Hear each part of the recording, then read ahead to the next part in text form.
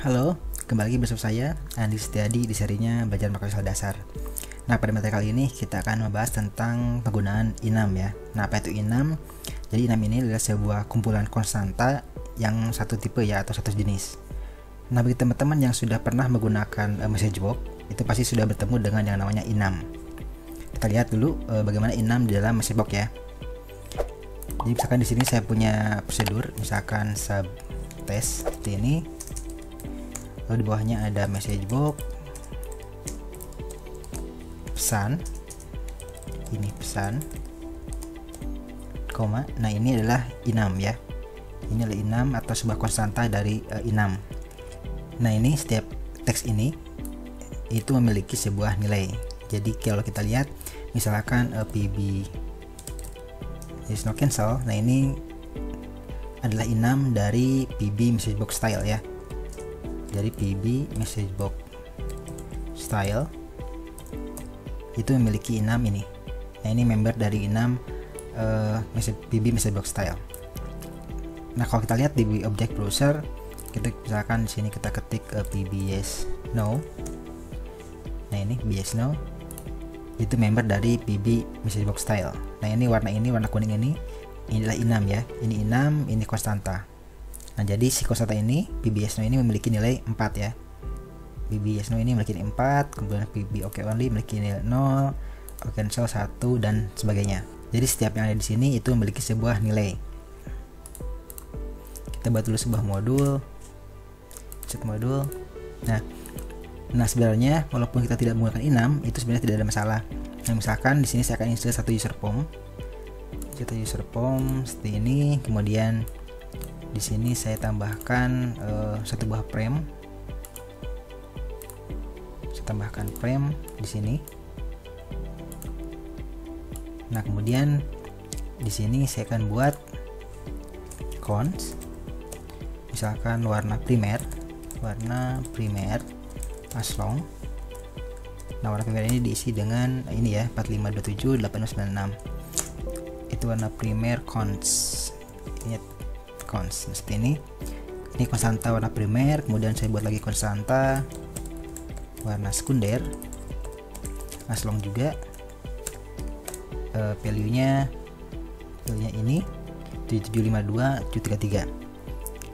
Nah, ini untuk warna sekunder dan primer ya. Nah, misalkan di sini kita buat di form init, user form init, kita akan warnai si backcolor-nya, backcolor sama dengan warna primer, dan frame 1 backcolor diisi dengan warna sekunder. Nah, ini kalau jalankan akan memberikan warna kepada user form dan juga si frame ya. Kita coba jalankan. Nah, ini seperti ini. Ini warna primernya, ini warna sekundernya. Nah, itu jika menggunakan sebuah konstanta ya. Nah, sekarang kita akan coba buat menggunakan sebuah enum. Jadi sebenarnya dengan konstanta seperti ini juga tidak ada masalah sih sebenarnya. Nah, sekarang kita akan buat bagaimana menggunakan sebuah enum. Nah, karena ini adalah sebuah konstanta yang memiliki jenis yang sama, nah kita bisa gunakan sebuah enum. Nah, untuk deklarasi enum itu kita bisa simpan di level modul ya, tidak di level user form seperti ini. Ini kita hapus dulu atau kita pindahkan ke modul ya. Kita simpan di sini. Kita akan buat ini menjadi sebuah enum. Kita buat public enum, spasi namanya apa, misalkan enum warna, lalu ditutup dengan enum. Nah, ini untuk enum atau enumeration ya. Nah, kemudian isi di dalam si enum ini adalah ada primer spasi, kemudian isi angkanya apa, misalkan 45 27 8 6. Nah, ini untuk warna primer. Kemudian ada warna sekunder, itu diisi dengan 77 52 733. Nah, itu warna sekundernya.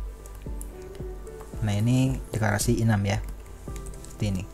Jadi ada public enum atau private enum boleh, kemudian nama enumnya apa, dan inilah nama isi dari enumnya. Jadi kita komentar dulu, kita komentar. Sekarang kita akan coba penggunaannya di dalam user form tadi ya. Nah, ini kalau kita menggunakan enum, itu kita bisa gunakan di sini warna titik, itu akan muncul IntelliSense dari si enamnya. Jadi ada primer dan juga sekunder, jadi tidak tercampur dengan IntelliSense yang lain. Nah, kemudian untuk sekundernya juga bisa digunakan warna titik sekunder, hasilnya sama juga.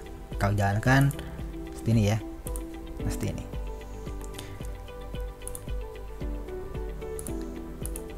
Nah itu untuk penggunaan enamnya. Atau juga bisa seperti ini, misalkan di sini kita buat dim lagi, misalkan dim SKN seperti ini, as warna. Jadi kita bisa buat tipe data enam di sini, kemudian di sini kita tuliskan SKN sama dengan, maka otomatis akan memunculkan IntelliSense dari enam warna, ada primer juga sekundernya. Nah, jadi lebih mudah dalam penggunaan si konstantanya. Misalkan sekunder, kemudian kita isi lagi di sini dim PMR as warna juga.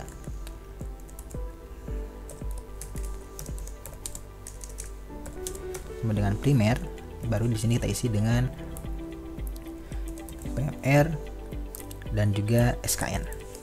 Nah, bisa juga seperti ini. Nah, ini cara lain penggunaan enam. Nah, jadi di sini si enam ini itu bertipe data long ya. Ini bertipe data long. Nah, kita juga bisa melihat si enam ini di objek browser ya. Objek browser ini itu bisa dilihat di PBI project. PBI project nanti ada warna. Nah, ini enam. Nah, ini si konstantanya. Ada primer yang bernilai 4527896 dan juga ada sekunder yang bernilai 775273. Ini tipenya konstanta ya. Konstanta sekunder. Member dari enam warna. Nah, itu untuk enam. Nah, enam ini jika teman-teman tidak mendeklarasikan si nilainya, jika ini dikosongkan, nah ini akan otomatis menjadi 0 dan 1 dan seterusnya ya. Nah, ini kalau tidak diisi dengan nilai si konstantanya. Ini kalau kita lihat di sini, itu warna ini memiliki primer itu 0, sekunder itu 1. Ataupun misalkan seperti ini, kalau misalkan ada primer, misalkan ada sekunder, kemudian ada, atau misalkan di sini ada A1, A2, A3, A4, A5. Nah, ini akan mengisi dengan 0, 1 sampai dengan 4 ya. Kalau kita lihat di sini, enam warna ini memiliki konstanta A1 sampai A5 dengan nilai ini ya, 4, 3, 2, 1 dan seterusnya. Nah, ini kalau misalkan teman-teman isi. Nah, kalau misalkan si 6 ini ingin diisi dengan bukan dari 0, misalkan dari 5 dan seterusnya, itu cukup dituliskan di awal sini, itu 5 seperti ini. Nah, maka yang bawahnya itu akan mengikuti. Jadi di sini 5, ini 6, 7, 8 dan 9. Kita lihat di sini, maka ini ya, A3 berisi 7, A4 berisi 8 dan A5 berisi 9. Dari awalnya A1 dengan 5. Jadi bisa berurutan seperti ini. Nah, bagaimana jika yang diisi ini di tengah-tengah? Misalkan di A3 di sini saya isi dengan sama dengan 7. Nah, maka yang A4 ini akan bernilai 8, A5 bernilai 9, tetapi si A1 dan A2-nya itu kan berisi dengan 0 dan 1. Kita lihat lagi di browser.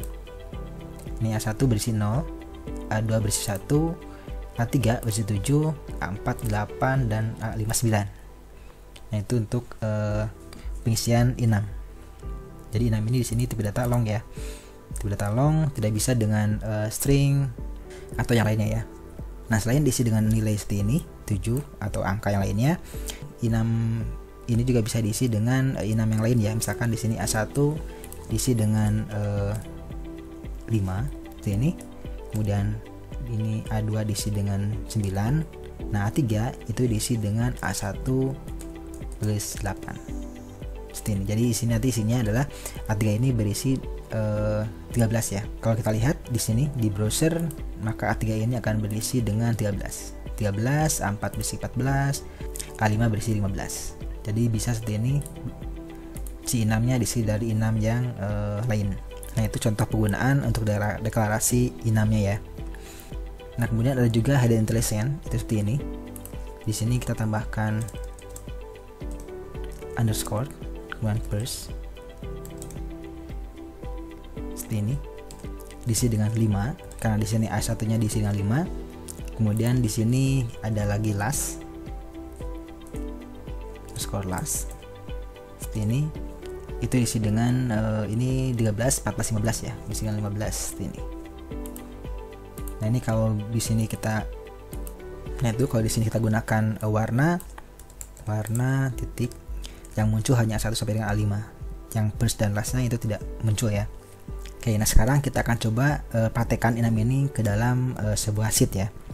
Nah jadi misalkan di sini ada urutan nama, misalkan di sini ada 1 itu adalah Dewi misalkan, kemudian di sini ada 2 Robi, 3 misalkan ada Ana, dan 4 ada Yola. Seperti ini ya, ini adalah urutan namanya. Nah kemudian di sini saya akan buat sebuah jadwal berdasarkan indeks si namanya. Jadi kita akan di sini akan random, di sini kita buat rumus range between dari 1 sampai 4 ya. Kita akan random dari 1 sampai 4. Kita copy ini ke sini. Nah ini ya, misalkan ini sebuah jadwal tertentu. Jadi di sini ada 4 adalah Yola, 1 adalah Ana. Nah di sini saya akan membuat sebuah pewarnaan dengan PBE. Jadi di sini rank ini akan saya warnai dengan PBE ya. Kita buat scriptnya. Misalkan di sini kita hapus dulu ini, kita hapus dulu. Kita buat sebuah prosedur, misalkan subwarna, kita akan looping, kita dim dulu, dim areanya, db area as rank, kita set db area ini adalah rank E3 sampai dengan rank N10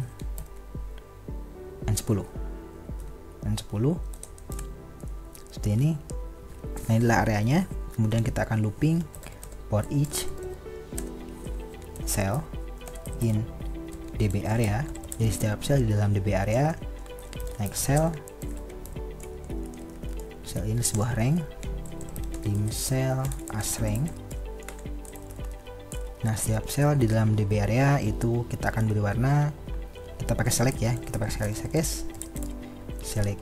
Nah bagi teman-teman yang belum tahu apa itu select case, silahkan tonton dulu video tentang materi select case ya. Select case misalkan cell value, select case. Nah seperti ini, select case cell value. Kemudian case 1, jika 1 itu akan kita beri warna, misalkan cell interior color index misalkan 34 asal saja. Kemudian case 2 kita beri warna cell interior color index sama dengan misalkan 50. Case 3, kalau 3 cell interior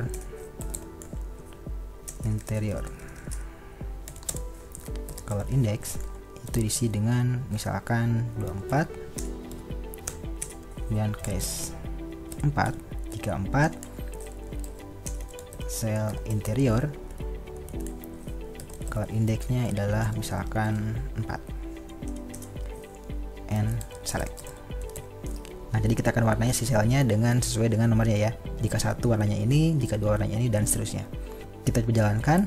Ini kalau jalankan kita running akan beri warna seperti ini ya, warna sesuai dengan warna si numbernya. Nah ini akan berwarna sesuai dengan si numbernya. Nah dengan menulis kode seperti ini tentu tidak ada masalah ya. Jadi kode berjalan lancar, tidak ada masalah. Nah tapi ke depan teman-teman pasti akan bingung ketika melihat script ini ya. Misalkan ini 1 ini siapa, 2 ini siapa, 3 ini siapa, dan 4 ini siapa. Bisa saja kita buat di sini misalkan 1 adalah Dewi. Kita buat komentar seperti ini. Kemudian 2 ini adalah Robi, dan seterusnya ya, itu menggunakan komentar. Nah tapi ada juga cara lain yang lebih mudah, jadi tidak menghafal seperti ini, 1 ini siapa, 2 ini siapa, dan seterusnya. Jadi kita bisa gunakan sebuah enum tadi. Nah jadi untuk memudahkan mencari tahu siapa 1 ini, siapa 2 ini, siapa 3, siapa 4, itu kita bisa gunakan sebuah enum. Nah jadi untuk penulisannya misalkan di sini kita tuliskan, kita gunakan enum Nah di sini kita buat dulu misalkan enum atau public enum, misalkan karyawan seperti ini, and enum. Nah karyawan ini kita memiliki Dewi ini indeksnya 1 atau nilainya 1, kemudian ada Robi nilainya 2, ada Ana, dan ada Yola. Jadi bisa seperti ini, bisa diisi dengan 3 seperti ini. Ini ya, 3, 4 seperti ini. Atau bisa juga kita hapus. Jadi seperti saja. Jadi Dewi 1, Robi nanti akan mengikuti si Dewi.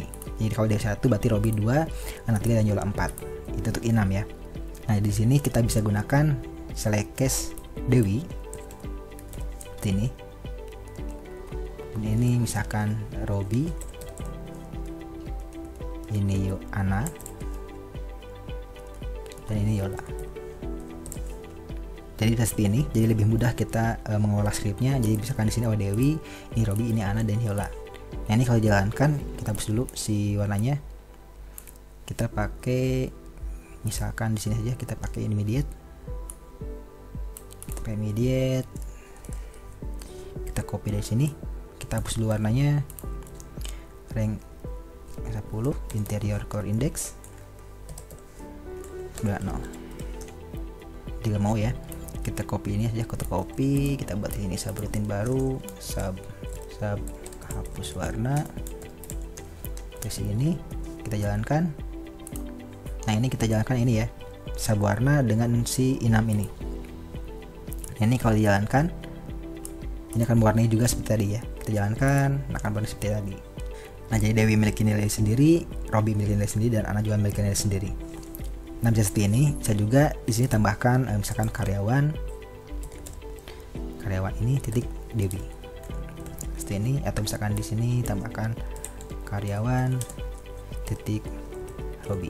Jadi tidak perlu lagi menggunakan komentar seperti ini. Ini bisa dihapus. Nah karena dengan enum ini scriptnya akan lebih mudah dibaca ya, lebih mudah dipahami bahwa ini untuk Dewi, ini untuk Robi, ini untuk Ana, ini untuk Yola. Nah itu contoh penggunaan dari enum seperti ini. Atau juga bisa kita gunakan enum ini dalam sebuah function ya. Dalam sebuah function juga bisa. Misalkan kita buat di sini function, misalkan apa, kemudian di sini ada parameter. Nah di sini juga kita bisa gunakan sebuah enum ya. Misalkan karyawan. Nah seperti ini. Ini juga bisa digunakan enum untuk parameter di dalam sebuah function. Nah nanti karyawannya masuk ke sini, nanti akan dianggap sebagai sebuah long ya, long integer. Nah itu sekilas penggunaan enum. Terima kasih sudah menonton. Bagi teman-teman yang belum melakukan subscribe, silahkan subscribe terlebih dahulu. Sampai jumpa di video selanjutnya.